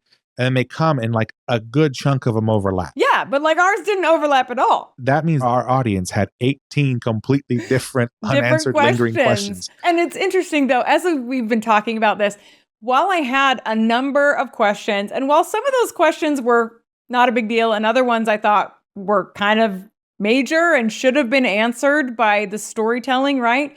I will still say that this Final Fantasy stands above most other ones in terms of making the most sense. Like it actually had a lot less plot holes than other Final Fantasies. And I love the Final Fantasy series, even the ones with huge holes in them. I loved aspects of them, right? I admittedly left some of those games pretty confused at the ending. I think a good example of that is Final Fantasy XIII, right? With the whole like lassie and all of that. Like who knows what that was. But here, there were a lot of great tools to help me grasp what was going on with the story and the characters along the way. You know, we've talked about it, Tomes, Vivian, all of that. the way that you could actually pause a cutscene and read about the very things that they were talking about during that cutscene, right? Oh, that was super appreciated, the pausing in the cutscenes. Yes. I can't tell you how many times I used that. I did too, because they'd only mention a name once and then, Right. who is that? And then you could go and actually read about it. Super, super helpful. So all of those things help answer so many questions. But this is an 80-hour game. It makes sense that I missed some things. It also makes sense that there were some open-ended questions at the end. So I would say, even though I didn't love some of those unanswered questions, I still give kudos to the developers. I still give kudos to the writers for giving us these tools to help make it easier, and also just writing a really good game. Really, really fun game. I think the series is on track to be less confusing than it's been in the past. With each installment, it seems to get better and better, right? Like 7 Remake, Yeah. I know you haven't played 7 Remake yet. That's on your list of things to do. I played a little bit of it, but I don't think I even made it a quarter of the way through. Gotcha. Well, it's also pretty clear. Like, the storytelling is very good. A lot of the same successes in 16 it had in Remake, although 16 is on a new level with voice acting and some other things Right. as well. And 7 Remake is trying to retell a story that they told once before, so Right. they could have learned, what worked, what didn't work, what they need to flesh out more, and what, they don't. And that's what I appreciate about 16 is that it is what I would call a game that was designed and written with lenticular design, right? There's multiple lenses you can look at it through. Because I play a lot of JRPGs. There are so many out there that it's like, it starts off the same thing. Someone wakes up with amnesia. They don't know who they are. Then they team up with a bunch of other random people. There's some evil person in the world and they go kill them, right? Like there's just so many of those. Was there an amnesia character in 16? I don't think there was. I don't think there was. There always is. Well, that's my point. Like, there's so many of these. There's so many of these, right? And don't get me wrong, I like those too because I like JRPGs. But the thing is, with this one, like, I appreciate the fact that it was designed lenticularly, if that's even a word, in that there are multiple lenses, right, that you can look at this through. And if you want to go deep, right, and start pulling in historical analogs, it's there, right? But if you don't, And a lot of people do, like going through these Reddit threads. yeah, but if you don't, you could just take it at the surface level. It's a really good time, and then You move on. You're good. Or you could go find something to obsess about and get stuck on that all day. Like, there's multiple levels of this stuff in this game, so I appreciate that they put that in here. Totally. And I am anxious to go finish 7 Remake because I know that the other one comes out. What is it, February or? It's coming up. We're going to have to Awakens, talk or about what is that it? too. Rebirth. So I got to go hurry up and do 7 Remake before Rebirth comes out so I can make sure that I'm. You might want to do Crisis Core as well. Here's my thing. The writers did such a good job that it is hard for me to believe that they screwed up some things royally. It is a lot easier for me to believe that stuff just got left on the cutting room floor because of budgets and timelines. And I'm hoping that they're going to get their chance with the DLC or whatever comes next to tell the rest of their story, right? And finish it out. Because I think they can. And of course, we heard from Yoshi P, right, that they're going to do it. We just don't know what they're going to do, but they're going to do something. So I'm like, please give us more. Like, this is one that I feel like there's a lot more you can give here. So give it to us. Like, we like it. We obviously bought this thing. We're willing to pay for it. You want to play it? Yeah. Like, just give it to us because we're asking for it. I guess we'll see. It's going to be an exciting ride. I've accepted at this point that Final Fantasy is no longer a turn-based RPG. Yeah, it's evolved out of Right? that. Like I started with. And I've accepted it and I'm fine with it moving forward. 16 is really good on the combat. The other thing I think that got left on the chopping room floor was the chocobo riding controls. Oh, the chocobo? Those things are terrible. Like, that thing is like driving, I don't even know what. It's like trying to drive a tank while you're under the influence of alcohol. Oh no. Right? Like that. Yeah, it's like the that way it bad. swerves and stuff like that. I didn't ride the chocobo very often. Like, I did every now and then on my second gameplay. I rode it all the time. The minute I got it, I rode that thing all the time. I just would run. Even to the point where it would tell me, oh, you can't call it here. And I'm like, what do you mean I can't call it here? I would get mad about it, right? And it all goes back to the fact that MMOs, right? Nowadays they call them a mount. Right. But if you didn't have something to ride on. It took you forever to get from one zone to another. Oh, yeah. No, I love collecting mounts in 14. And that's actually the biggest reason I was so depressed when we didn't get the airship, because I thought, man, this thing, I'm going to be able to fly across the map. And then they denied us that. So yeah, but you don't need to fly across a map when you can just click where you're going to go, right? I know, but I really did like flying that airship around. Fair enough. So I hope they bring it back. I guess we'll find out. Well, that's going to do it for this episode of the Final Fantasy Files. If you enjoyed what you heard, of course, subscribe to us where you get your podcasts, including on YouTube, where you can see the video version of what we're talking about, which includes a bunch of footage from the game that we're referencing along the way. And don't forget to rate us 5 stars on all your favorite podcast platforms, whether that's Apple Podcasts, Google Podcasts, Spotify Podcasts, or wherever you get your podcasts. It really does make a difference. And it's no easy feat to create these episodes, but totally worth it and lots of fun for us. And we'd love to hear your comments. Right, your comments. And you can visit us at finalfantasyfiles.com. And with that, walk tall, my friends. Right. May the roaring of the Firebird echo ever in your heart. The Pontiac Firebird. Pontiac Firebird, okay? The ending of our conversations is truly my favorite because I never know how you're going to say that. Who knows? Because I don't know what it is. Like, I know it's roughly something about the flames of the Firebird and burning in your heart. I know it's that. Oh, man. We'll get it right before we conclude all these. Every time the guy kept saying that, I was like, I'm just going to take a Prilosec and then I don't have any heartburn. But I don't know.